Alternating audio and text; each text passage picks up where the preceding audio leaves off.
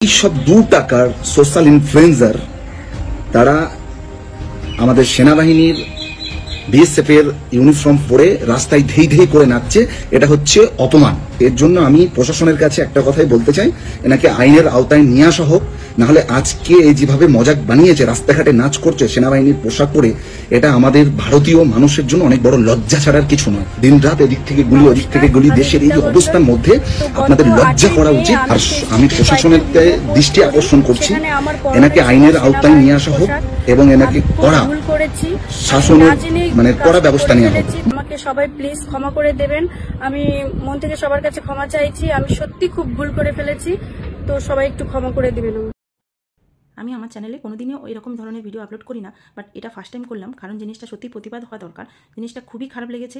এরকম সেনাবাহিনীর পোশাক পরে এরকম বিশ্রী নাচ কোনোদিনই করা ওনার উচিত হয়নি। পরে যদি উনি ক্ষমা চেয়েছেন, জানি না ওটা ক্ষমা করে দেওয়া হবে কি লিগাল অ্যাকশন নেওয়া হবে। আপনাদের মতামত কি অবশ্যই কমেন্ট করে জানাবেন। স্ক্রল করতে করতে এই ভিডিওটা এলো। বর্তমান দেশের পরিস্থিতি কতটা খারাপ পরিস্থিতির মধ্যে দেশ চলছে, আর এই সব 2 টাকার সোশ্যাল ইনফ্লুয়েন্সার তারা আমাদের সেনাবাহিনীর বিএসএফ এর ইউনিফর্ম পরে রাস্তায় ধেই ধেই করে নাচছে, এটা হচ্ছে অপমান।